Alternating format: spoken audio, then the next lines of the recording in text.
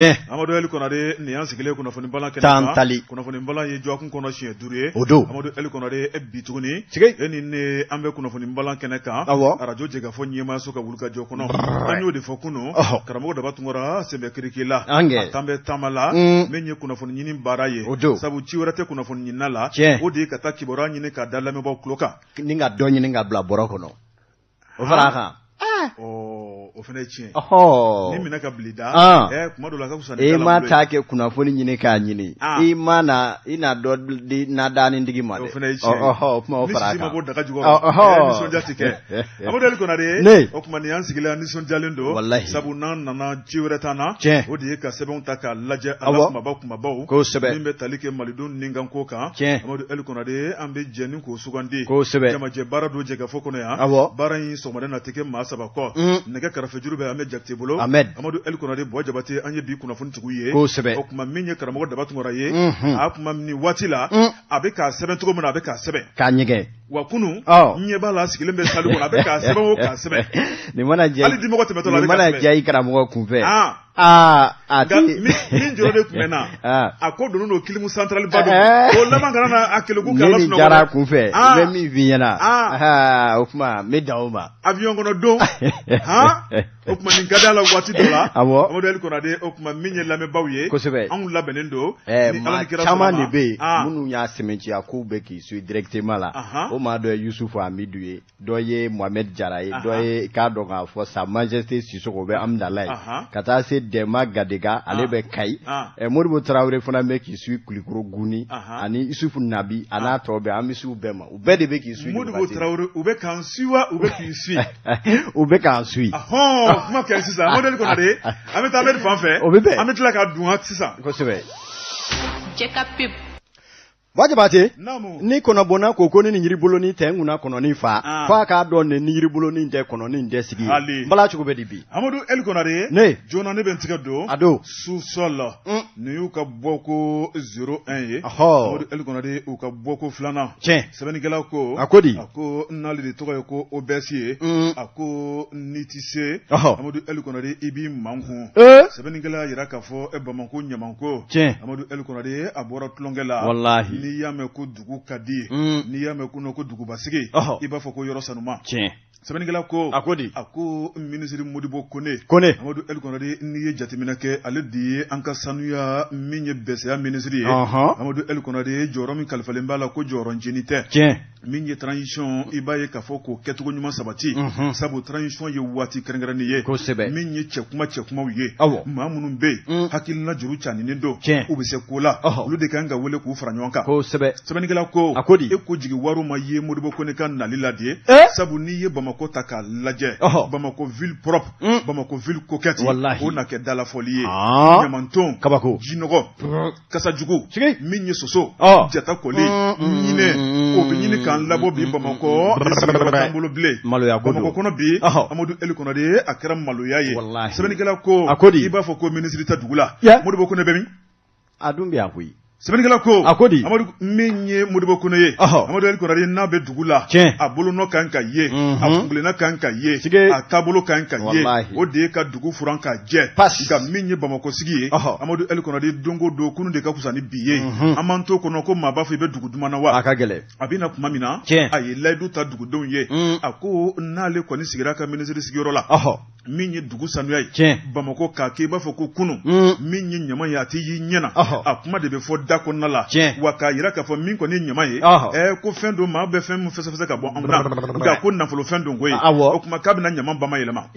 Sɛbɛnnikɛla ko. A ko di. N'i ye ɲama bamayɛlɛma. A bɛ se ka kɛ engrais ye. Tiɲɛ. Amadou El Konade min kɔni ye nafama wɛrɛ fɛn wɛrɛ bɛ bɔ a kɔnɔ. N'o ye gazi. Tiɲɛ. Courant. Min ye Modibo Kone ye a ye nin bɛɛ lajɛlen fɔ. N'i ye jateminɛ kɛ k'o taabolo la. Modibo Kone. Min kɔni ye sanuya baara ye an ka jamana in kɔnɔ. Amadou El Konade maa bɛ se k'a fɔ sa k'a dɛsɛra. N'i ye baara kɛcogo ye. Amadou El Konade ɲamaw ti cɛ. Don o don ɲamaw de bɛ taa bɔn yɔrɔw la. Wa a na kuma a y'a yira k'a fɔ. dépôt de transit dɛ kabini o naani sigi sen ka ɲuman fila bɛ kɛ ba numan fan fɛ fila bɛ kɛ ba kini fan fɛ Amadu El Konare o bɛ kɛ sababu ye ɲamaw bɛ cɛ ka taa bila ye ni ka tila ka ta n'a dugu kɔfɛ ni ka sɔrɔ a ma kɛ ni nɔgɔ ye sɛbɛnnikɛla ko a ko n'i y'a lajɛ Bamakɔ kɔnɔ bi ɲamaw bɛ cɛ ka taa yɔrɔ min fana la n'o ye décharge finale ye Numubugu min kɔni ye i b'a ye ka fɔ Bamakɔ ale kɛrɛfɛ Amadu El Konare o Numubugu bi o bɛ dabolo jumɛn na ɲama tɛ ka bɔ yen a ko Medina Kura ɲamabɔyɔrɔ k'a ɲɛsin Stade Modibo Keita ma yen kɛmɛ kataba 4 ye a ko n'i taara Lafiyabugu kaburu dɔ kɛrɛfɛ yen fana tɛ se ka lajɛ bi Amadu El Konare ko maaw de bɛ ɲininkali kɛ bi Bamakɔ sigi kɔnɔna la an bɛ dugu jumɛn de kɔnɔ maa min taara ka bila sanuya baara la a bɛ yɔrɔ jumɛn na a bɛ sunɔgɔ la wa musaka bɔ minnu bɛ fɔ u bɛ ka taa min a dun wari bɛ ka bɔ di jɛkuluba minnu atelier ba minnu bɛ ka taa min ko a ko bɛ ka kɛ cogo di dɔ kɛra étude la ten sa étude réunion dɔ kɛr'o la sa an ka fɛn dɔ y'an ɲɛ na sɛbɛnnikɛla ko Amadu El Konare min kɔni ye sanuya baarakɛbaaw ye n'o ye GIE ye a n'olu ye ɲɔgɔn ye olu ka dabali u ka fɛɛrɛ u ka bilasirali Amadu El Konare u y'o ta ni k'a sɛgɛrɛ o ma tɛmɛ ka bɔ ye min ye dugudenw ye Amadu El Konare olu fana y'u ka hakilinaw ta ni k'a sɛgɛrɛ bɛɛ lajɛlen y'i ka dabali n'i ka fɛɛrɛ ta ka ministre sɛgɛrɛ nka o kuma ninnu kɔni kɛra kuma cɛɲumanninw ye a ko ministre Amadu El Konare ni bolo fununa a bɛ da tigi kana n'i ye ministre ka baaraw lajɛ Amadu El Konare ko jigi wariw dan don sanuya dɔrɔn tɛ dɛ jɔyɔrɔ caman kalifalen b'a la ko foyi de ma ɲɛnabɔ kana nin fɔ dɛ Modibo Kone kɔni pourtant k'a sɔrɔ Modibo Kone était un véritable homme de terrain o kun ye kunu ye o u bɛ k'a dabiri a da la wa a tɛ dabiri ko yɛrɛ ko koyi Amadu El Konare sɛbɛnnikɛla ko a ko cogo di a ko n'a dumaya k'a fɔ fɛn tɛ ka kɛ malidenw ye o tuma malidenw n'u sigi k'u bolo fila da u sen kan wa o tuma Cina ta ni ka jamanakuntigi yɛrɛ sɛgɛrɛ a ye danaya ta ka da maa min kan n'o ye Modibo Kone sanuya ministre k'a dɛsɛra bi sabu Bamakɔ kɛ min t'a sidɔn ye bi ɲinɛw ni soso ni dimɔgɔ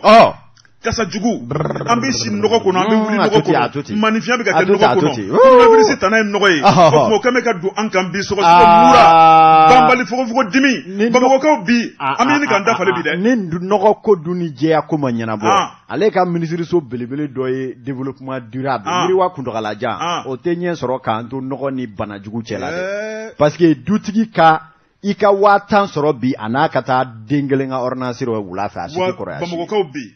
bɛɛ bɛ bi sɔgɔmada fɛ docteur kɛ i ni sɔgɔma wula fɛ pharmacien i ni sɔgɔma 600 tɛ fura dɔ bilen nasɔngɔ tɛ ka sɔrɔ wallahi n'a fɔra ko nɔgɔ de bɛ ka Bamakɔkaw lada bi kelen bɛɛ kɛmɛ sumaya batɔ ye i tɛ cathéter la a bɛ bɛɛ tigɛ la maa 2 maa 3 i b'a sɔrɔ gɛnɛ b'a tigɛ la wa a sababu filɛ nin ye dɛ k'u ka ko kɛ ko Modibo Kone dɛsɛra kunnafoni filɛ nin ye an ye min bɔ susɛli kɔnɔ o bɛɛ sa ale ka sɛbɛnni don Jabate i k'a dɔn an ka taa laban ye boli ye kunnafoni sɛbɛn le kandal ni y'u ka bɔ ko 8 ye maa min ye sɛbɛn k'a cogoya de ye ko Sadio Bacili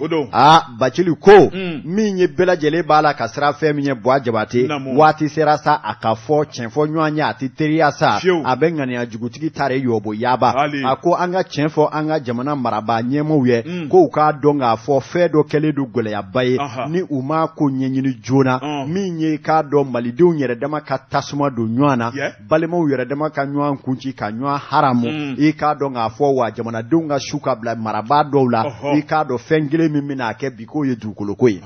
n'i y'a mɛn conflit foncier i k'a dɔn dankasaki ɲɔgɔnna min bɛ Mali dugukoloko la sɛbɛnnikɛla kɛlen don k'i soni sigi a kan bi a ko n'i ye Mali ta k'a lajɛ awa i k'a dɔn fɛn min donnen don dugu jukɔrɔ n'a bɛna kɛ don dɔ duguforoba ye ka bɛɛ lajɛlen hawuja ka bila ɲɔgɔn na k'o tɛ dɔwɛrɛ dɛ ko dugukoloko don wa ni jamana marabaa ɲɛmaw k'a daminɛ colonel Asimi Goita ani maa o maa bɛ bi n'i da bɛ jamana marali la n'i da bɛ kalakari ni u bɛ fɛn o fɛn na u k'a bɛɛ lajɛlen bila u ka dugukoloko u k'a ɲɛnabɔ n'u ma ɲɛnabɔ i k'a dɔn k'a fɔ jamanadenw hiritɔ a bɛ se yɔrɔ la maa ma sigi ni min ye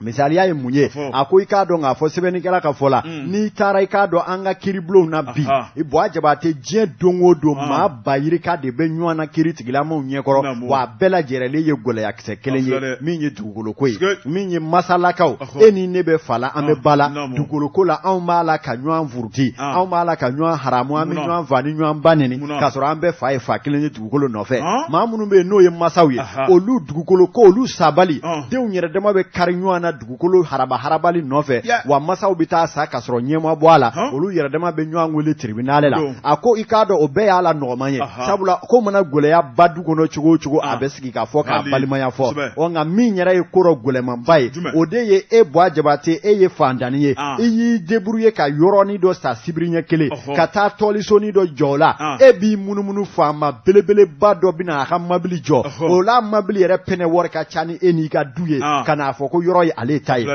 Buwa Jabate i k'a dɔn sɛbɛn kelen o bɛ taa terrain kelen bɛ taa sɛbɛn 5 sɔrɔ maa 5 bolo i k'a dɔn k'a fɔ a bɛɛ lajɛlen sababu ye jɔnniw ye sɛbɛnnikɛla ko olu ye sɛgɛsɛgɛli kɛ ka wulikajɔ kɛ Mali dugukolo ko gɛlɛya tɛ yɔrɔ si dɛ a gɛlɛya bɛ faama minnu bolo bɛ dugukolo ko la k'a daminɛ an ka maires la ka taa se an ka préfets ka taa se an ka sous-préfets ani i k'a dɔn k'a fɔ olu ni jɛɲɔgɔn minnu bɛ i k'a dɔn haraba la Buwa Jabate i k'a dɔn ko Mali dugukolo ko gɛlɛya ko maa wɛrɛ tɛ ko ninnu don maa minnu kɛlen don k'a tɔ bien na kɛrɔ k'a ba tayi ko y'an ka kiiri tigilama dɔw ye sɛbɛnnikɛla ko a ko bi n'i donna Mali tribunal kɔnɔna la i b'a sɔrɔ sɛbɛn tonnen don juges ɲɛkɔrɔ a fɔ maître caman a bɛɛ lajɛlen de ye dugukolo ko gɛlɛya ye i k'a dɔn k'a fɔ maa si tɛ ka se k'i yɛrɛ bɔ a ko kɔnɔna la bɛɛ lajɛlen kamana guwanlen wa maaw ci salen badenyaw tiɲɛnen furuw tiɲɛnen sigi tiɲɛnen i k'a dɔn k'a fɔ k'a sabu k'o dugukolo ko ye yala ko mun ne bɛna ni nin gɛlɛya ye dugukolo ko la dɛ munna Mali faamaw dɛsɛlen don gɛlɛya ye mun ye u ka ɲinini na u ko k'u bɔra fɛn min kan i y'o dɔn de dugukolo ko gɛlɛya ka n'i bolo si maa si la dɛ maa minnu bɛ dugukolo baara kɛ k'a feere jamanadenw ma n'o ye k'a dɔn maires ye n'o ye préfets ani sous-préfets a ŋaniya juguba minnu b'o cɛ la minnu yɛrɛ mana administration baara kama n'u nalen don haraba an ka nafolo dasi ka bila an kun ka taa n'an yɛrɛ ye Buwa Jabate k'a dɔn ko olu de ka baara don a ko bɛ misaliya kelen di i ma n'i ye dugukolo ko ta k'a lajɛ maa o maa bɛ yen ni e ni ne k'an jɛra k'an ka to tobi i k'a dɔn kwa bɛ ne bolo najini bɛ e bolo tasuma bɛ Ahmed bolo ni an saba ma kuma ɲɔgɔn fɛ da bɛ sigi cogo di maa minnu bɛ dugukolo ko baara la i k'a dɔn awa maire dɔw bɛ sin ka taa kɛnɛ fiyɛ lajɛ a t'u firi o morcellement kan k'o feere u sagonamaw ma k'a sɔrɔ o tɛ u ka ressort kɔnɔ u kan ka préfetlakaw de ɲininka yala nin yɔrɔ in koɲɛ in bɛ cogo di yamaruya jumɛn kan ka di yan fɛ i k'a dɔn u t'o kɛ min ye i k'a dɔn ni préfetlaka walima sous-préfet min fana kan ka ɲininkali kɛ yɔrɔ min na o fana tɛ maire ɲininka o fana bɛ t'i su yɔrɔ dɔ kan o fana m'o di a ka maaw ma o b'a sɔrɔ maire fana y'o feere a ka maa dɔw ma o wa i k'a dɔn préfet fana m'a feere a ka maa dɔw ma i k'a dɔn olu damanda walima gouverneur bɛ n'u sen bila a fana na ka ta kɛ k'a yɛrɛ kɛ Buwa Jabate i b'a sɔrɔ maire ta b'e bolo sous-préfet ta bɛ ne bolo gouverneur ta bɛ nin bolo nka bɛɛ lajɛlen ye lotissement kelen ye an bɛ dan t'an kunkolo gun ɲɔgɔn na sɛbɛnnikɛla ko nka ko min yɛrɛ bɛ yen n'o ka gɛlɛn n'a bɛɛ ye ni e ni ne y'an yɛrɛ sɔrɔ terrain kelen kan an ka taa tribunal la ko tiɲɛ na sariya yɛrɛ ka fɔ la e ni ne man kan ka taa ɲɔgɔn nafolo ja tribunal la jɔn ye terrain feere e ma sɛbɛnnikɛla ko o dɔnnen don jɔn y'a feere ne ma o dɔnnen don normalement maire min kɛ man kɛ k'a feere e ma kiiri tigilamɔgɔw ka kan ka wele bila o de ma ka t'o jɔ u ɲɛkɔrɔ i ye terrain min feere nin ma a feerela ni dalu jumɛn ye yamaruya jumɛn de b'i bolo i k'a dɔn maires yɛrɛ minnu y'a feere b'a ye u k'a fereperelatigɛ di e min ye wari don a la k'a sa jɛlenya kɔnɔ i ka wele k'i bila i ka hukumu kɔnɔ nka ko gɛlɛyaba dɔ bɛ yen kiiri tigilama caman bɛ yen u b'u ka kiiri dɔn nka dugukolo ko yɛrɛ bɛ di a jotigi n'a jalagitigi ye min ye ko tiɲɛ ka fɔ dɛ ko Mali kiiritigɛla caman bɛ yen k'u t'a kalama u tɛ ɲɛdɔn dugukolo ko tiɲɛ n'a nkalon na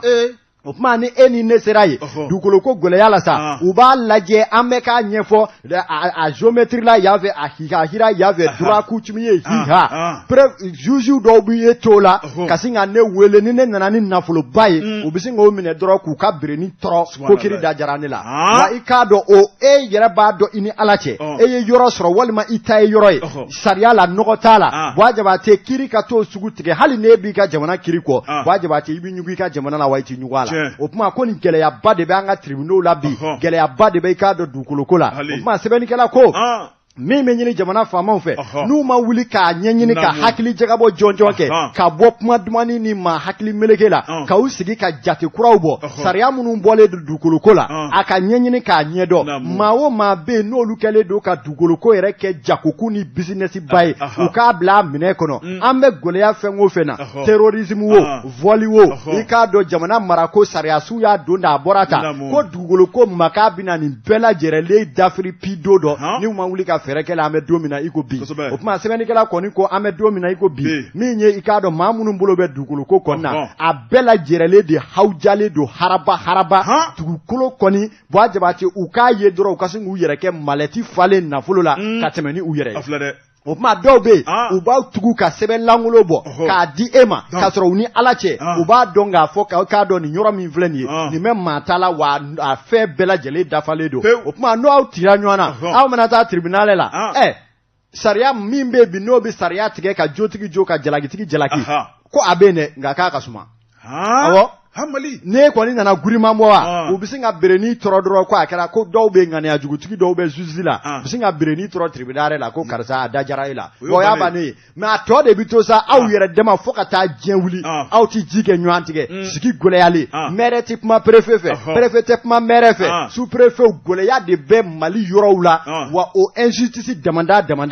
k'o de bɛ ka Mali sigi gɛlɛya k'an nege bɔ ɲɔgɔn na wa o de bɛna kɛ sababu ye ka Mali ko ka dangara la ni Ala ma jan kunnafoni filɛ an ye min bɔli canal la a ka bidon bɔli la Jeka Pub k'a ka feerefɛnw lakodɔn nɛgɛ kanɲɛ 12 sera Bamako k'a fɔ jiginɛw ka bonyamasegi bɛ aw ye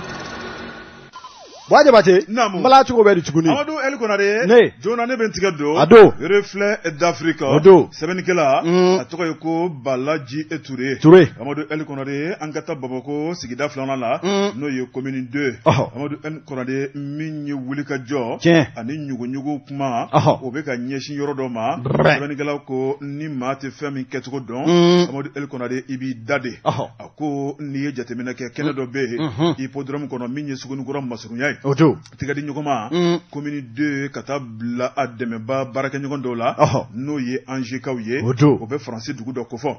min ye tiganɔbila ye ni ka kɛnɛ fiyɛfiyɛ dɔ ka bila denmisɛnw ye Amadou El Konare sini ma nafolo n'a sɔrɔla kɛnɛ in a bɛ jɔ ni k'a kɛ hakilina ye hakilina min ni sigidalamɔgɔw bɛɛ lajɛlen bɛ nafa sɔrɔ sɛbɛnnikɛla ko kɛnɛ mun bilalen bɛ sigidalamɔgɔw ka nafa ye n'o taara ni k'o da nafa la ko maa bɛ se ka fɛn fɔ o ko la wa sɛbɛnnikɛla y'a yira k'a fɔ min kɔni dɔnbaliya ye e kabini hakilina taara ni k'a yira k'a fɔ kɛnɛ mun bilalen bɛ sigidalamaw ye nafolotigi dɔ sɔrɔla hakilina ɲumantigi dɔ sɔrɔla a bɛna baara ɲuman kɛ ni k'a ɲɛsin kɛnɛ ma ni ka sigidalamaw lafiya Amadou El Konare maa minnu wulila k'u jɔ nin kɛnɛ ko in na a bɛ t'i jɔ CDQ ye o bɛ comité de développement du quartier ko fɔ Amadou El Konare sabu min ye kin ye a ka yiriwa a ka ɲɛta tɔnw de sigilen b'a la an bɛ don min na ko bi n'o tɔndenw wulila k'u disi da ko la ka ca Ala fɛ o kuma sɔn ko ma a ko olu y'a yira k'a fɔ u jɛna n'a ye bi u jɛna n'a ye sini Amadou El Konare sɛbɛnnikɛla ko a ko min ye CNJ ye o bɛ denmisɛnninw sifinnakaw ka tɔn fana ko fɔ olu fana y'a yira k'a fɔ olu kɔrɔtɔlen don joona sabu n'i y'a lajɛ kɛnɛ mun bilalen bɛ hippodrome na Amadou El Konare a bilala ni kan min ye o de ye kɛnɛ in k'a jɔ k'a kɛ bibliothèque ye ni ka tila k'a jɔ k'a kɛ foyer de jeunes ye Amadou El Konare o bɛɛ lajɛlen bɛ denmisɛnninw ko fɔ a ko foyer de jeunes denmisɛnw ka ɲɔgɔn kunbɛyɔrɔ barodasigi min ye pankacoroki ye min ye nisɔndiya ye Amadou El Konare mugu dun tɛ barafo sa bolo bɛɛ n'a dayɔrɔ don min ye denmisɛnw ye ka t'u fari bɔ ɲɔgɔn na i b'a ye k'a fɔ kɛnɛ mun bilalen bɛ yen ni nafolo ma sɔrɔ k'a jɔ min ye communiqué den dɔ bɛ yen Amadou El Konare ale kɔni hakilina ɲuman ta laɲini kɔnɔna la k'ale bɛna jɔ k'a di denmisɛnw ma sɛbɛnnikɛla ko min ye Sako Holding ye n'o ye Elhaji Mohamed Sako ye ale y'i kanabɔ ale ni min ye commune de o mairie ye Amadou El Konare ni ka bɛnko la in a kɛra hakilina kɔnɔna la a kɛra min ye sariya kɔnɔna la Amadou El Konare baara in kan ka kɛ kundama min na o kuma sigi ka fɔra ka ɲɛsin bɛɛ lajɛlen ma baara daminɛ don baara o baara n'a bɛ boloda commune kɔnɔna la min ye conseil de bɛ yen foyi tɛ pan conseil kunna o kuma conseil mun bɛ commune de mairie kɔnɔ maa 41 a ka yɛrɛ u la fɔlɔ fɛla ko ye mun ye sɛbɛnnikɛla ko min ye conseil ye i b'a ye k'a fɔ u y'a délibéré ni ka sigi ka fɔ kɛ ka bɛn a kan kalafili kɔni bolokɔrɔta de bɛ yen baara min filɛ nin n'an y'an ŋaniya min na boloda sabu anw nakun y'o ye n'i ye conseil lajɛ n'i ye maire lajɛ Amadou El Konare n'u ma sariyaw ta n'u ma hakilinaw ta dugu ka ɲɛta la sigi kun t'u la sɛbɛnnikɛla ko min ye maire ye ani a baarakɛ ɲɔgɔn u ye hakilina mun ta ni ka conseil sɛgɛrɛ aw fɛla ko ye mun ni mun ye nin baara in na kɛnɛ mun bilalen filɛ nin ye min ye commune den ni Angeka tigɛnɔbila sini ma ni nafolo sɔrɔla a bɛna jɔ ni k'a di denmisɛnw ma o kuma maa dɔ sɔrɔla ko bɛna jɔ an ka sɔn wa walima an k'an ban de conseil maa 41 maa 37 ko joona sini ka ja ka kɛ bi baara ɲuman don sini ka ja Très bien. Amadu Konare. Ne. Sebenikela ko. Akodi. Ako obe femuna. Tiens. Min koni ye bara koni mabisika fosa ko make shara kono wa. Aha. Sebenikela yira ka fo bara damne. Awo. Amadu Konare obe tali ke délibération ka. Tiens. Min ye conseil yu jenani aye. Ko sebe. Min ye mabisa bani wolonfla bina ni kelena. Awo. Ulu koko ka temeni bara ye. Awo. O kuma projet do. Uya yira ka fo mairie koni jenana ye. Tiens. Seben koni uya la benin ka takata duka nyemama. Ko sebe. No ye gouverneur ye. Odo. Amadu Konare ale de bina taka laje. Akil namu tara conseil fait. Min mina ke sigida konna la. Sigida la mo ka akilna o rapport de be fara ɲɔgɔn kan min ye gouverneur ale fɛnɛ b'a ta ni ka taa da ka ministre ma Amadu El Konare baara min ŋaniyara baara bɛ sɔrɔ ka bolo da sɛbɛnnikɛla y'a yira k'a fɔ maa min kɔni hakilina ta k'a bɛna nin baara in kɛ min ye dugukolo ko ye Amadu El Konare ko ala barika la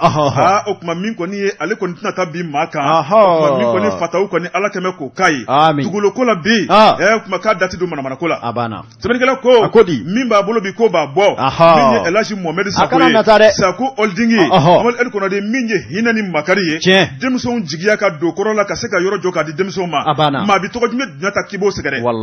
n'i bɛ tugu ani kin ka ɲɛtaga fɛ maa minnu bɛ kin ka ɲɛtaga fɛ u bɛɛ y'u bolo kɔrɔ ta o tuma k'u ka tɛmɛ ni baara ye nka minnu bɛ yen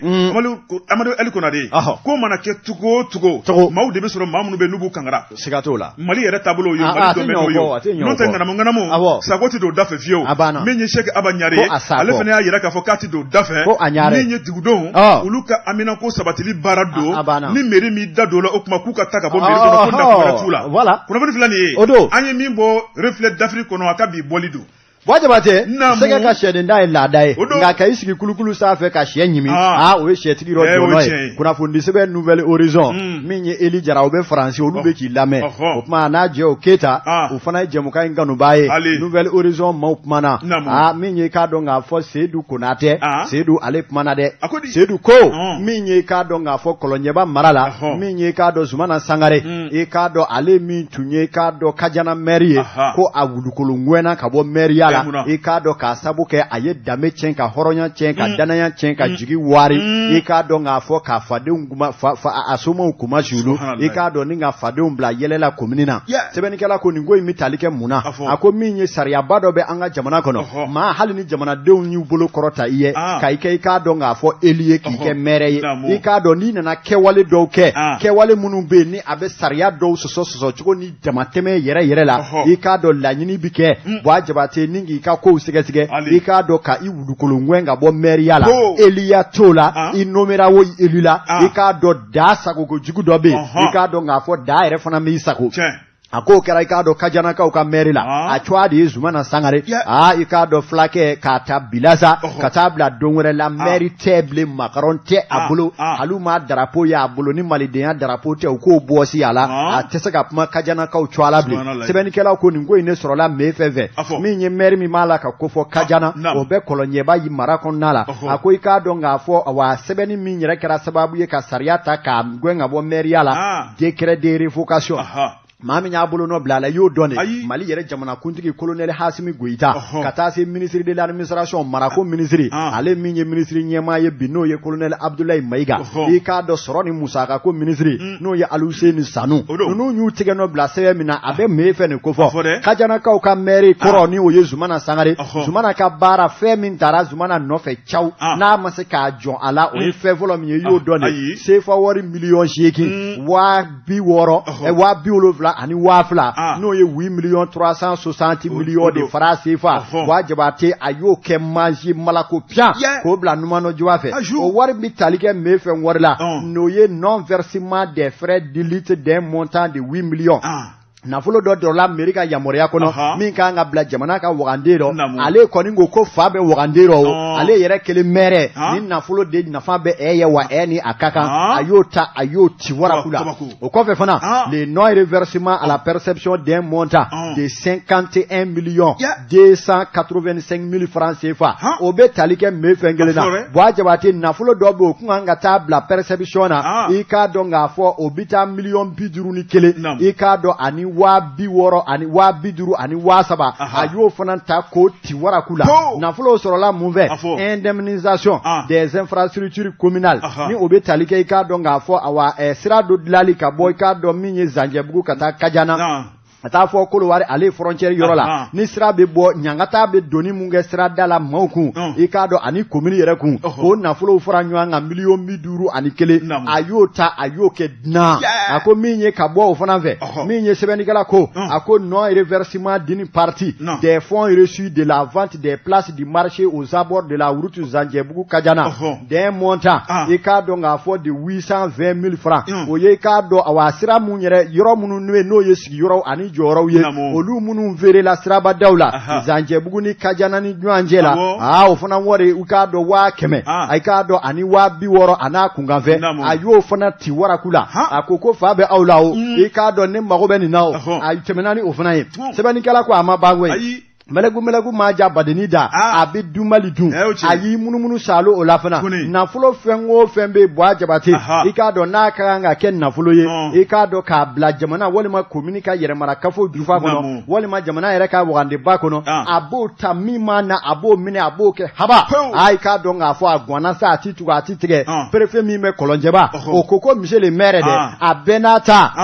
a ko i k'a dɔn k'a fɔ fali bɔgɔli ye dakɔrɔ ye nka n'i ya muru turu arɔ ko wɛrɛ na kɛ ni fali cɛ a ko fɛrɛ kɛ i k'a dɔn nin ko bɛɛ e ka ni nafolo psi don yɔrɔ t'i ye i tɛna ɲɛfɔli kɛ le comment le pourquoi le explication i kana di wa i k'a dɔn k'a fɔ ka b'o lettre cira ba haraba sisi ni wɔyi i k'a dɔn a bi filaka fɔ a bi pan yanfɛ a bɛna yanfɛ i k'a dɔn a ma ɲa min kɔ u y'a ye ka ɲɔlen tɛ nin cɛ in da nin ye kalabanji kalabaga ɲɔjɔla ka fɔla de ye o yɔrɔnin bɛɛ u sini ka sɛbɛn sama ni ka laɲini kɛ k'a ɲɛsin ministère de l'administration territoriale o min yɛrɛ bɛ mairie kow ka kow kunna olu ye jateminɛ kɛ ka sɛgɛsɛgɛli kɛ fɔra ko jɔn ko ala ni nin ye su kelen si Kajana kunna commune tɔ de bɛ ba pewu u ye k'a dɔn sɛbɛnw da joona ka taa conseil kɛnɛ kan min ye jamanakuntigi k'a tigɛ nɔ bila ministre k'a tigɛ nɔ bila k'a jira k'a fɔ min ye Zumana Sangare ala maire banna bi a banna sini u tɛ se ka kase ye a bolo ko a tɛmɛ mairie da fɛ bilen ka sababu kɛ wari dun ye ka sababu kɛ wari dun tɛ dɛ wari biyɛ dun parce que fila de don wari bi dun nka e kelen k'a biyɛ dun o tuma ni min filɛ nin ye n bɛ se ka miiri 17 fɔ sisan ni ɲɔgɔnna kɛra o miiriw kɔnɔ bilahi a maires tɛ si ye su in na nka u bɛ yen u bɛ yen miiri 17 u bɛ yen c'est-à-dire jamanaden minnu b'a commune kɔnɔ a jamanadenw jamana yɛrɛ bɛ ka nege bɔ u la k'a sababu kɛ c'est-à-dire jamana ɲɛmaa ma fɛn k'u la gouvernement ma fɛn k'u la nka min ye maa min bɛ u kunna mara la u bɛ ka dama tɛmɛko juguya ni joli min k'u la i k'a dɔn wa maaw bɛ sɛbɛnni kɛ ka se jamana faamaw ma walasa ko ka bɔ a la foyi tɛ bɔ a la au contraire faama wɛrɛw sen dalen don a ko kan olu bɛ k'u sago kɛ jamanadenw na u bɛ k'u sago kɛ communedenw na foyi tɛ bɔ a la donc jamana kanu k'an ka kanu an ka atɔna pɛ Mali da ka drapeau vert jaune rouge an ka yɛlɛ an ka Mali ja an ka don ta an ka bɔ ta en tant que fantani kulekulew ni sendaw tɔɲɔlen wallahi faama ninnu ɲɛna ko lafiya min bɛ na a tɛ na karamɔgɔ ka kuma i ɲɛ taa cɛma la ni kɔgɔ ma tigɛ min na sukaro bɛ tigɛ o la hakɛ de don n'o ma taa Tunisie hakɛ don o bɛ taa Faransi n ko hakɛ don a bɛ laban cogo di hakɛ don hakɛ ma ɲi dɛ i ye wari min haraba dɛ i bɛ taa o wari kelen de don o bana kuntani dɔ b'i minɛ a sɔrɔ ne ma hali kunyɛ ni kilisini bɔ kunyɛ la o b'a ban nka i bɛ taa wari f'i ka taa a don Faransi fɔlɔ olu ka kafe bɔ ni kelen 1 million na k'a ban pewu ka na n'i nana an bɛ sɔrɔ ka kilisi fɔ kunyɛ la taa o tobi baradani nɔ pewu hakɛ n'i y'ale mɛn ne ye a taara berekɛnɛ a taara o la dɛ i bolo don Amadu Konare ni tɔgɔma ma jɔ tigɛ FIFA tɛ jɔ l'indépendant sɛbɛnnikɛla y'a jira k'a fɔ Amadu Konare n'ale tɔgɔ ko Ablaye Jara blocus continental la a ko an ka taa Kayi marabolo la Amadu Konare nin kuma in man di dɛ sɛbɛnnikɛla ko a ko don o don malidenw bɛ kamana gan na ma fɛn ko ni Amadu Konare min ye jɛma marabolo ye a ko bamanciya wale kɔni a kɛmɛ kɛnɛ kan da ye a ko ni dugudenw sigilen bɛ an ka wuli an k'an jɔ Amadu Konare kɔnɔkulu jɛlen de bɛ bi fɔ sɛbɛnnikɛla yira k'a fɔ min kɔni ye an ka jamana ye bamanciya wale waralen bɛ jamana fantan naani bɛɛ lajɛlen kɔnɔ nka min ye Kayi marabolo ye Amadu Konare o ni jamana kɔrɔnfɛ bolo tɛ kelen ye nka nin waati labanw na u bɛ ɲini ka kɛɲɛ dɛ sɛbɛnnikɛla ko a ko di a ko n'i ye diɲɛ marabolo lajɛ Amadu Ali Konare ni waati labanw na sigidalamaw ye jateminɛ kɛ min kɔni ye jɛrɛjɛkulu dɔw ye u bɛ motobaw la n'i ye jateminɛ kɛ motoba minnu bɛ yen jadisiw bɛ yɛlɛ min ka finibaw b'u la min y'u ka jadisi darapo ye min ye kalasini ye ka taa yɔrɔkɛtu la Amadu Ali Konare o de danb'u kan na moto ninnu bɛ ɲɔgɔn kɔ ka taa dɔɔni dɔɔni i b'a fɔ ko kɔɲɔmuso sɛnsɛn sɛbɛnnikɛla ko a ko cogo di a ko u ye bɛ dugu minnu na Amadu Ali Konare o bɛ tali kɛ Torodo kan Torodo o min bɛ diɲɛ marabolo la Amadu Ali Konare min kɔni ye ni cɛ kwalenbaw ye u tɛ ka kuma maa fɛ fɔlɔ dɛ u n'u ka motobaw bɛ ɲɔgɔnna o tuma k'a bɛ t'i jɔ fo groupe 3 bɔɲɔngo la fɔlɔ bɛ tɛmɛ filanan bɛ tɛmɛ i bɛ tila ka sabananw ye o tuma u bɛ t'u jɔ Amadu Ali Konare dugu donda la u bɛ lajɛliw kɛ u ni maa tɛ ɲɔgɔn ye u tɛ kuma maa fɛ sɛbɛnnikɛla ko n'u ye waatinin kɛ ye u bɛ bɔ yen u bɛ taa fan wɛrɛ fɛ a y'a yira k'a fɔ ko dugu wɛrɛ bɛ yen Amadu Ali Konare olu fana ye seereya kɛ k'a fɔ k'olu ye n'o ye Kereme ale ni Torodo o tuma o fana tɛmɛnen kɔ ka bɔ yen min ye dugu fana bɛ yen o de tɔgɔ ko Gomitrakaw fana ko Amadu Ali Konare olu fana bɛ to k'u tɛmɛtɔla waati bɛɛ lajɛlen kɔnɔ dugu 3 bɛ yen olu kɔni dugudalamaw kɔni y'a yira k'a fɔ ni jamana ɲɛmaaw ma wuli k'u jɔ Amadu Ali Konare k'olu bɛ boli dɛ o dugu 3 o de ye Dababugu Jatoya Jonta ni dugu 3 Dababugu Jatoya ni Jonta Amadu Ali Konare o ɲɛmaaw ko ka taa bila dugudenw na ni jamana ɲɛmaaw ma wuli k'u jɔ joona sabu kulu ye min ye k'a bɛ maa sira a bɛ maa kamana gan o tuma kulu na boli ka bɔ dugu kɔnɔ min kɔni ni Bamanci ninnu sa n'u ye cogo ye Amadu Ali Konare i b'a ye k'a fɔ ko tiɲɛnikɛlaw dɔw maa min bɛ yen n'i bɛ yala ni kalasini ye ka taa bila yɔrɔkɛti la Amadu Ali Konare mun de hakilina bɛ la k'a ɲɛsin ka dugu mɔ dɛ ni tiɲɛni tɛ sɛbɛnnikɛla ko a ko dugu foro daminɛ mana kɛ sitigɛ ye Amadu Ali Konare ko yiri tɛ to dugu kɔnɔ dɛ a ko n'i ye jateminɛ kɛ jamana gouverneur ka cortège dɔ bɛ yen o bɔtɔla Kayi ka na Bamakɔ Bamanciw ye jan de da o ɲɛ u ye jaa min da u ɲɛ dɛ Amadu Ali Konare ni cortège kofora i bɛ gouverneur jateminɛ i b'a ye k'a fɔ BJ de bɛ yen min ye AK47 o joli de bɛ ka gouverneur la kɔlɔsi o n'a ta o ta u ye jagɛlɛya fura ta ni k'u ko kan ka mankan wuli yɔrɔnin kelen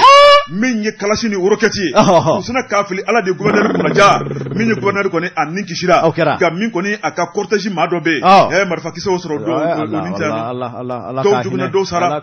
min ye gouverneur ka cortège Amadu Ali Konare o bɛ maa lasɔmi ka gouverneur kɔni Bamanciw m'o ka cortège to yen u bɛna jɔn de ka cortège to n'i ye Kayi lajɛ Kayi bɛ gouverneur bɛ komi Kayi jamanakuntigi o ka cortège ma to yen yɔrɔ min na jɔn de bɛna to yen Sebabugu yanfan in fɛ Jɛma mara la ni Yema Mansɛbɛ lajɛ ka bɔ Sebabugu ka don Forɛdi Wagadugu kɔnɔna la Bamanciw ka colo fanga ka bon ka t'i yɛrɛ sɔrɔ fo Nara Yema in bi dɛ sɛbɛnnikɛla ko Amadu Ali Konare min kɔni ye Bamanci ninnu ye u delina ko ye min ye ni maa min kɔni lasɔmini ta ni ka faamaw sɛgɛrɛ Amadu Ali Konare o bɛ kɛ jugu ye u ne ye minɛ k'e kun ci k'e dafara o de kama min ye dugudalamaw ye bɛɛ lajɛlen kɔni sirannen don bɛɛ lajɛlen kɔni kɛ i da don bara kɔnɔ maa tɛ fɛ ka kuma k'a yira k'a fɔ an bɛ ka kibaruya ta ka faamaw sɛgɛrɛ sabu min ye Bamanciw ye maa t'a dɔn don min na a bɛna goloba n'a dun golobara don o don maa min ye kibaruya lase k'olu t'a se fila ko Mali kɛlɛkɛcɛw armée faama u kan ka ko bɛɛ lajɛlen kɛ nin waati la ni ka wuli ka don Jɛma marabolo kɔnɔ Amadu Ali Konare k'a furan k'a jɛ min ye Bamancɛ wale mun kundalen b'u kan bi ni ninnu ye ŋaniya juguya ta ka dugudenw sɛgɛrɛ ko lasɔmini kɛra dɛ Ablaye ko lasɔmini kɛra sabu k'u bɛ ka ye diɲɛ ma don o don kunnafoni filɛ nin ye an ye min bɔ indépendant kɔnɔ a ka bi bɔli don Jabate ne bɛ n bolo don tuguni kunnafoni sɛbɛn info matin Crystal Kone a kumana Jabate k'a dɔn ko ja ba deguni bɛ cini kɛ nka maa kini kɛ ka wɔsili kɛ i k'a dɔn k'a fɔ ŋaniya jugu i ŋaniya caman bɛ a bɛ segin i yɛrɛ ma dɛ o de la kabi lawale an ka cɛkɔrɔbaw b'a fɔ ko kɔlɔnjugu jiri i k'a dɔn a bɛ kari a yɛrɛ kɔnɔ min ye i k'a dɔn k'a fɔ kununko maliden dabali banna maliden k'a dɔn k'a fɔ hali sini dɔw da wale tora ko maliden yɛrɛ dɔw bɛ maa sugu jumɛnw de don a ko nin kɛra kamanagankoba ye min ye barodalasigi dɔ kɛra i k'a dɔn M5 RFP i k'a dɔn a maa dɔw fɛ kununko Jabate jɔnko ala kuma fɔra nin kɛnɛ kan i k'a dɔn hali n'i y'a sɔrɔ i k'a dɔn i bɛ jɔyɔrɔ ɲini i bɛ donda ɲini na fɛn dɔw bɛ yen i k'i miiri k'a dɔn bi bɛɛ sini bɛɛ k'a dɔn k'a fɔ jamana mara tɛ mara kelen ye Modibo temena e ka do hatete temena Alifa temena Musa temena e ka do ngafo Ibeka temena u ka do ngafo transition nyerebe teme wa alamana sidi ama e ka do wa fenwero benale wa jabate ninye Abdul Kader Maiga atwa de oyekoi e ka do nunu nyi barodala sigi do ke kunungo barodala sigi mina wa jabate jongo ala e ka do ngafo manifi dabali bana ka do ngafo ame jamana sugu jumeni konala mi metalike e ka do ninki baro ya dila Abdul Kader Maiga ale minye ka do M5 RFP hakili jagabo jekulu comité stratégique maye akoni dora ka bo mangun kono fengo fe ma da ka bela jerele fo ka ko nyere fo minye maw dabali banko sebe ako olu mu medo mina iko bi ko mi me jamana kono olu M5 ale ma fo halni M5 bi twata anap ma yere twala ya ako uti jeni aye bi uti jeni aye shi kare ayere kono minye ka do nga fo kunungo malide dabali bana malide ka do nga fo halisini do da wale tora ko malide yere do be masugu jume onedo ako ningara kamana ko baye minye ko barodala sigi do kera ikado M5 RFP ikado amado fe kunungo bo ajabate jongo ala kuma fora ninkene kan ikado ma halini ya soro ikado ibe joro nyini ibe dunda nyini na fe do be iki miri ka do bibe sini be ka do ngafo jamana marate marakelenye Modibo temena ikado hatete temena Alifa temena Musa temena ikado ngafo Ibeka temena ukado ngafo transition nyerebe teme wa alamana sidi ama ikado wa fenwero benale wa jabate ninye Abdul Kader Maiga atwa de oyekoi ikado nunu nyi barodala sigi doke kunungo barodala sigi mina wa jabate jongo ala ikado ngafo manifi dabali bana ka do ngafo ame jamana sugu jumeni konala mi metalike ikado ninki baro ya dila Abdul Kader Maiga ale minye ka do M5 RFP hakili jagabo jekulu comité stratégique maye akoni dora ka bo mangun kono fengo fe ma da ka bela jerele fo ka ko nyere fo minye maw dabali banko sebe ako olu mu medo mina iko bi ko mi me jamana kono olu M5 ale ma fo halni M5 bi twata anap ma yere twala ya ako uti jeni aye bi uti jeni aye shi fandani do ka juru me odola olu bi domba bi ka juru be dola ke abeni alaji Allah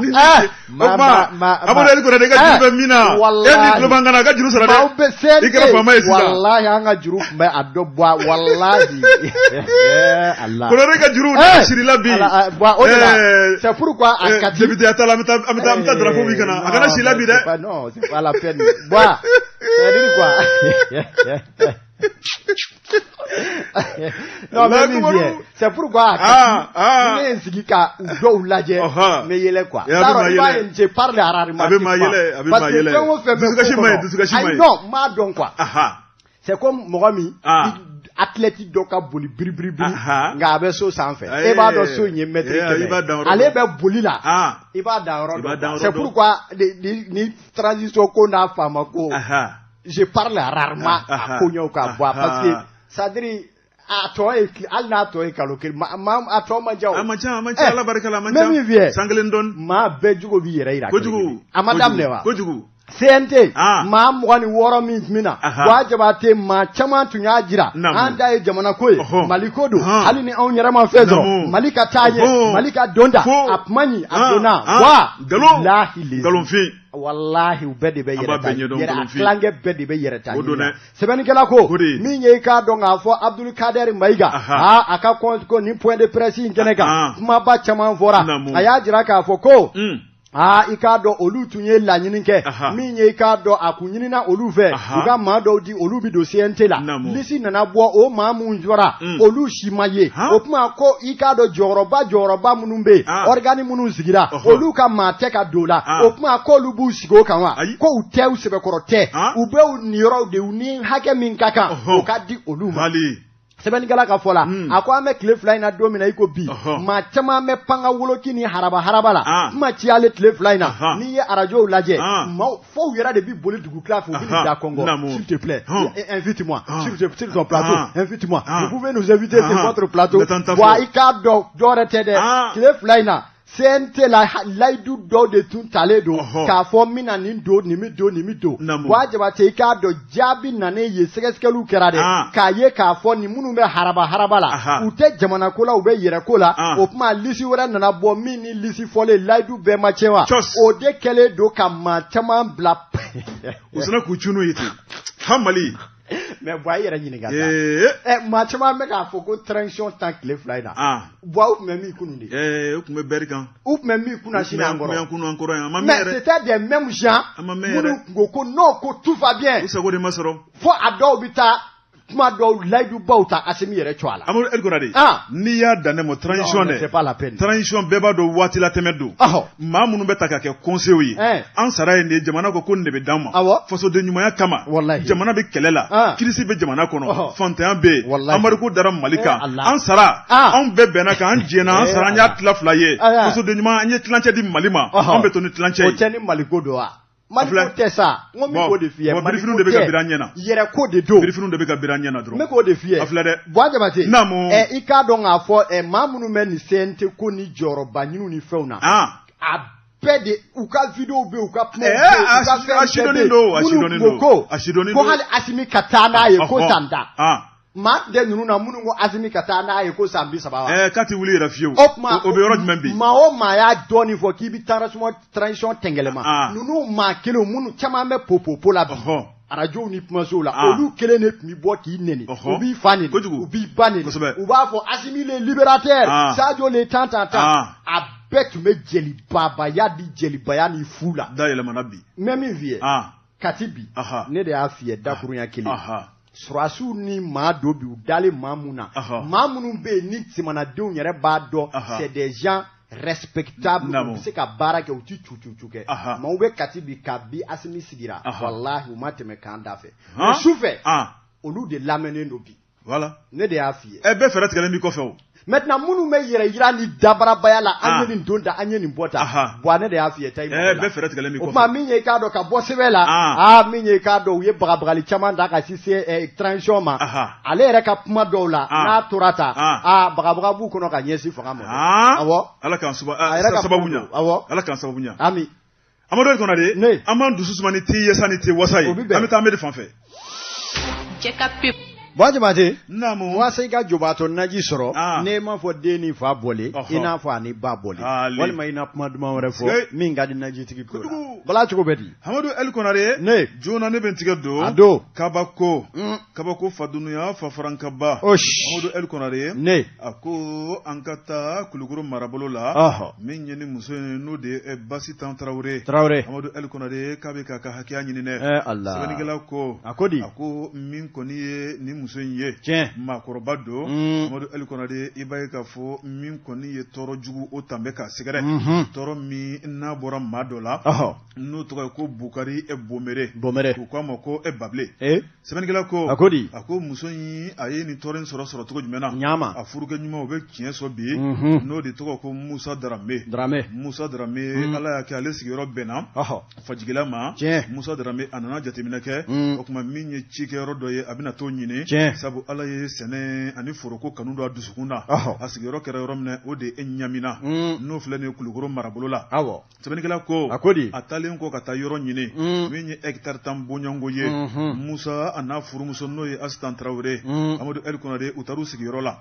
min ye sɛnɛ ni baara ye furumuso kɔni y'a yira k'a fɔ ale bɛ tɛmɛ n'a ka jago ye n'o ye fini feere ka taa bila fɛn wɛrɛ la min ye Ala nana n'a ka na ye Musa Darame nana jɔnkɛrɛ sɔrɔ Amadou El Konare min ye furumuso in ye ale kɔni sen tora ka kɛ Bamako ni Ɲamina ni ɲɔgɔn cɛ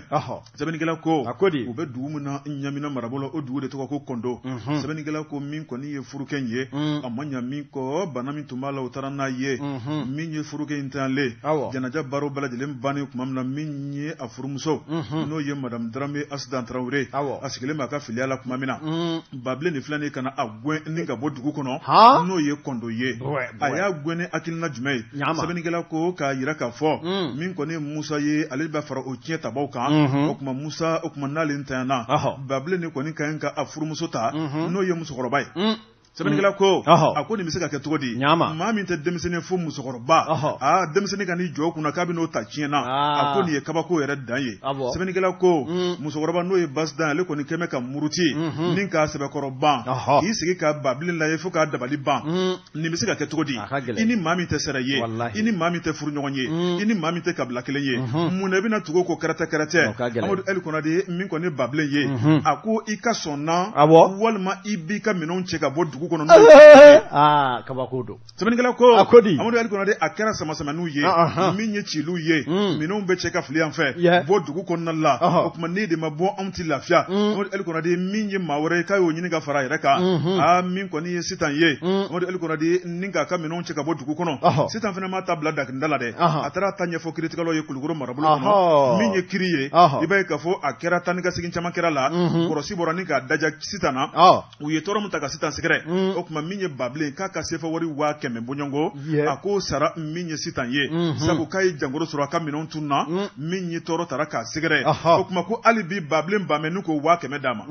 sɛbɛnnikɛla ko jamana in kɔnɔ sariya ye 2 ye wa ni sariya tɛ 2 fo sariya ye 1 ye mun na min ye musokɔrɔba n'o ye Sitan Tarawele a sigilen bɛ k'a ka tɔɔrɔ nafolo makɔnɔ ani nafolo tɛ a gɔnbɛ ka bɔ kɔndo kɔnɔna la a n'a ka minɛnw tɛ ani foro tɛ o tuma ko jamana bɛ yɔrɔ jumɛn na sariya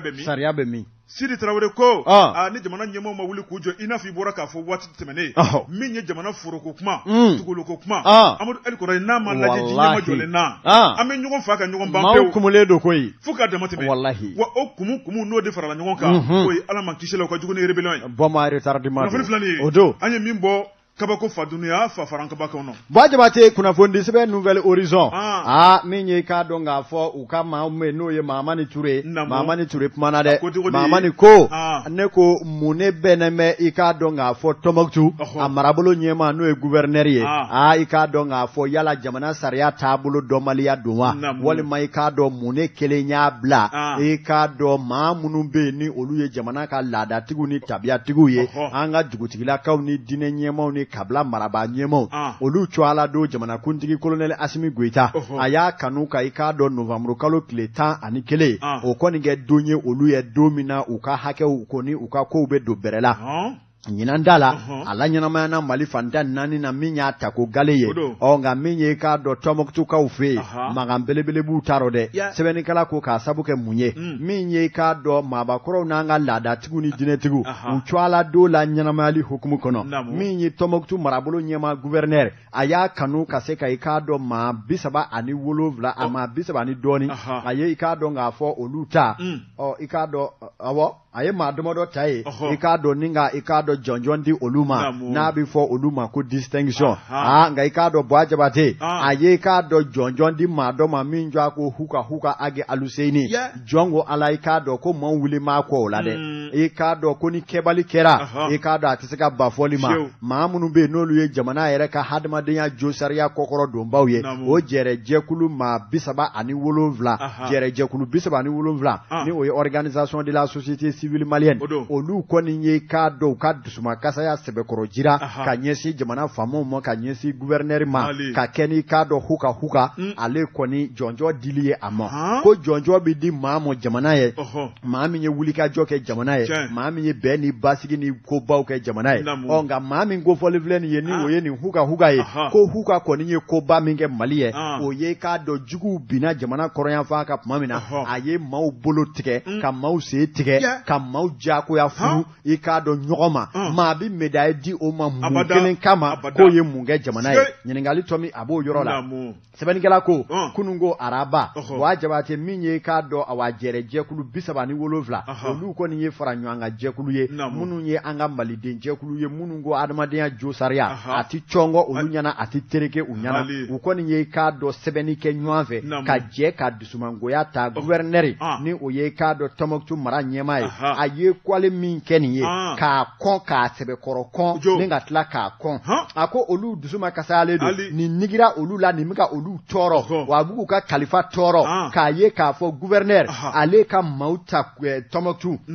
ka taa i k'a dɔn jɔnjɔ ta ka di olu ma u ka cɛsiri ni u ka wulikajɔ la nka maa min bɛ yen ni o ye huka aki aluseni gouverneur bɛna mee fɛn de fɔ mun ye ko a y'o kɛ min bɛ médaille ni jɔnjɔ sɔrɔ kun bɔ i k'a dɔn an ka Mali bilama kɔnɔna la a ko olu mago bɛ o jaabi la yanni gouverneur ka jaabi di olu yɛrɛ ɲɛ tɛ foyi den kelen na u bɛ se ka min fɔ k'a fɔ nin huka y'o nafalama lase an ka Mali bilama ma olu ko u bɛ hakilina jigin kɛ waati min na an ka Mali ale kɔnɔna la i k'a dɔn awa an ye san damadɔ kɛ bisibasa la jamana kɔrɔ yan fan fɛ jugu nalen don daga jamana kɔrɔ dugu bɛɛ la ka ye minɛ k'a k'u ta ye n'i y'a mɛn polisi islamique maa minnu tun ye ka diyagoya diinɛ coko ko olu de bɛ kiiri tigɛ ni sariya ni u ka hakɛ i k'a dɔn ko maa ɲɛmaaba nin cɛ in ne tun b'a ɲɛma a ko min ye maa 30 olu ye k'a dɔn k'a fɔ maa jɔnjɔnw ye olu kɔni ye jɔnjɔ sɔrɔ maabakɔrɔw ni t'a dɔn tabiyatigiw ka nin don kama nka maa min bɛ yen n'o ye huka ye ko u ka huka tɔgɔ sama ka bɔrɔ joona jɔnjɔ min dira ma a ka bɔsi huka la k'a sababu kɛ ko ma foyi den kelen ɲɛ Mali kɔnɔ min ye ɲuman ye min b'a to ani nin jɔnjɔ ka kɛ olu ko gɛlɛya dɔ ye mun ye ko a ka ko de bɛ kiiri tigilamaw bolo maa minnu bɛ yen n'a binna olu kan a ye minnu sen tigɛ a ye minnu bolo tigɛ minnu somaw sara sababu la hali min ye cɛ ni musoya ka maa wajibiya ka i bɛ hakɛ to ka kafoɲɔgɔnya kɛ k'a sen bɛ nin bɛɛ la parce que ko n'i ye maa jagoya furu maa ma maa min ni min tɛ furu ɲɔgɔn ye u ma bɛn maa si jagosa la i k'a dɔn a bɛ ka ko o ko kɛ a bɛɛ lajɛlenlen bɛ ka kɛ ka sɔrɔ a yɛrɛ diya ko tɛ o tuma ko nin huka b'o ko ju la wa maa minnu bɛ yen ni dɛngɛrɛnna olu la ni bin kɛra dɔw kan a sababu la olu y'a wele bɔgɔ jɛnnen kan jamana ka kiiri kɛ kiiri kan ka kɛ ka ɲɛsin nin cɛ in de ma walasa a ye jaki minnu kɛ a ko t'olu jaabi nka o bi kɛ tuma min na o ma ɲɛ sɔrɔ jamana bɛ se k'a kɛ cogo di gouverneur ka t'o cogoya don i k'a dɔn k'a fɔ awa jɔnjɔ dirɔ ko a ma bɛn u ma bi a ma bɛn u ma sini wa u bɛ min ɲini k'a dɔn Tɔnbukutu marabolo ɲɛmaa fɛ ko a ka médaille ni bɔsi huka sabula ko huka ni a man kan ni médaille bɛ di maa ma minnu bɛ cɛsiri la ko bɛɛ bɛ a dɔn Mali kɔnɔ maa minnu bɛ cɛsiri la nka olu fɛ yen u b'a dɔn nin huka ka baara ye min ye ko nin ni jɔnjɔ man kan kunnafoni filɛ an ye min bɔ Nouvelle Horizon kɔnɔ a ka bidon bɔli la Amadu Konare ne to ti di a dunba habada ko maa min jɔsɔlen bɛ Ala ka hakilina ɲuman d'a ma Amadu Konare n'i ye nɛgɛ ta gɔngala n'i y'a bila gɔngala a tɛ foyi fɔ ni nɛgɛ ka cɛ kunnafoniw tun sumana ka kan kun nin ye minɛn siyani ne ye ni minɛn ninnu siyani na dɔwɛrɛ t'an bolo waleɲuman dɔ barika da Amadu Konare n'i y'a mɛn ko arajo i b'a fɔ k'a lamɛnbaaw jɛgɛ fanga ye ji ye an fanga ye an ka lamɛnbaa cɛman ni musoman ye Amadu Konare an bɛ bɛɛ lajɛlen fo ka bɛɛ lajɛlen